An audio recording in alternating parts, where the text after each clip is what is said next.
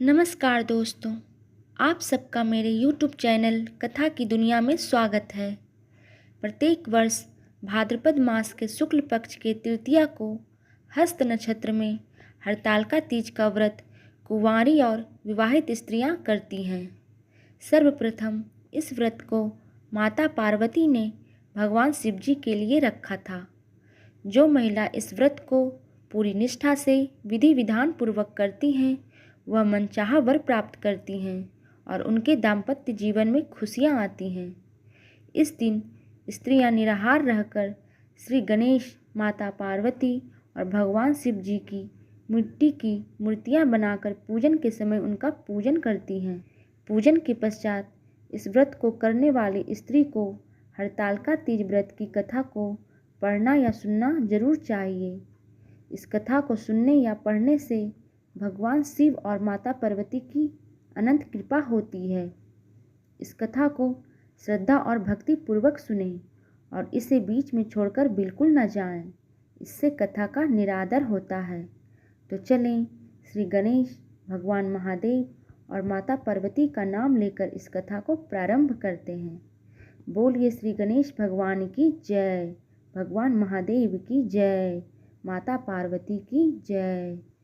एक समय पार्वती जी शिव जी से कहती हैं, हे नाथ, हमें कोई ऐसा व्रत बताएं जिसे करना हम स्त्रियों के लिए आसान हो और करने से हम स्त्रियां सदा सौभाग्यवती बनी रहें। तब शिव जी पार्वती जी को हरतालिका तीज व्रत की कथा सुनाते हुए कहते हैं, एक बार तुमने हिमालय पर्वत के गंगा तट पर 12 वर्ष की बाल्यावस्था में अधोमुखी होकर घोर तप किया था। तुम्हारी इस कठोर तपस्या को देखकर तुम्हारे पिता बहुत चिंतित होते थे। एक दिन तुम्हारी तपस्या और तुम्हारे कष्ट को देख नारद जी तुम्हारे पिता हिमालय के पास गए और कहे, भगवान विष्णु जी आपकी कन्या से विवाह करना चाहते हैं। उन्होंने इस कार्य के लिए मुझे आपके पास भेजा है। तुम्हारे पिता ने इस प्रस्ताव को तुरंत स्वीकार कर लिया। तत्पश्चात नारद जी श्री विष्णु जी के पास जाकर बोले, हिमालय राज अपनी पुत्री पार्वती का विवाह आपसे करना चाहते हैं। तब विष्णु जी भी तुमसे विवाह करने को राजी हो गए।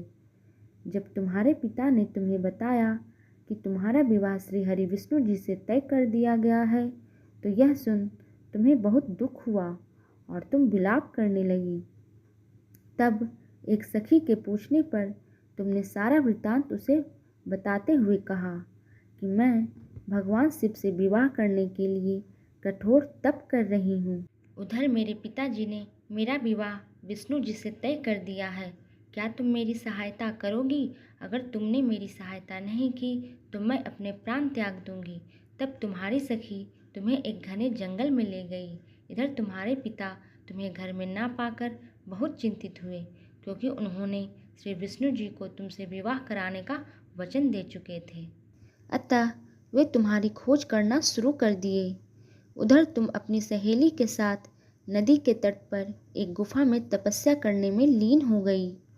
भाद्रपद शुक्ल पक्ष की तृतीया को हस्त नक्षत्र में तुमने रेत का शिवलिंग स्थापित किया और उसका पूजन तथा रात्रि में जागरण भी किया। इस कठिन व्रत से मेरा आसन डोलने लगा। तब मैं तुम्हारे पास पहुंचा और वर मांगने को कहा। तुम्हारी मांग और तुम्हारी इच्छा अनुसार मैंने तुम्हें अपनी अर्धांगिनी के रूप में स्वीकार कर लिया। तत्पश्चात मैं कैलाश पर्वत पर चला गया। प्रातः होते ही तुमने पूजा की समस्त सामग्री को नदी में प्रवाहित करके अपनी सहेली के संग व्रत का पारण किया। उसी समय तुम्हें खोजते हुए हिमालय राज भी तुम्हारे पास पहुंच गए और रोते हुए तुमसे तुम्हारे घर छोड़ने का कारण पूछने लगे।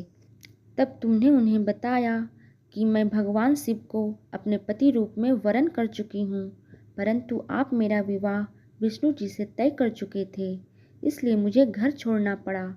मैं आपके साथ तभी जाऊँगी जब आप मेरा विवाह भगवान महादेव जी से करेंगे। तब आपके पिता ने आपकी बात मान ली और शास्त्र विधि के अनुसार हम दोनों को विवाह के बंधन में बांध दिया। इस प्रकार भगवान शिव ने माता पार्वती को हरतालिका तीज व्रत की कथा सुनाया। इस व्रत को हरतालिका इसलिए कहा जाता है कि पार्वती जी की सखी उन्हें पिता के घर से हर कर वन में ले गई थी।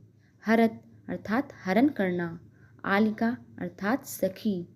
भगवान शिव ने पार्वती जी को यह भी बतलाया कि जो भी स्त्री इस व्रत को श्रद्धा भावना के साथ करेगी उसे तुम्हारे समान ही अचल सुहाग की प्राप्ति होगी और वह सदा सौभाग्यवती बनी रहेगी।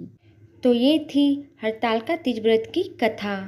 आशा करती हूँ कि आपको ये वीडियो अच्छी लगी हो, अतः आप मेरे चैनल को सब्सक्राइब, लाइक और शेयर ज़रूर करें। साथ ही बेल आइकन दबाना ना भूलें। तब तक के लिए धन्यवाद।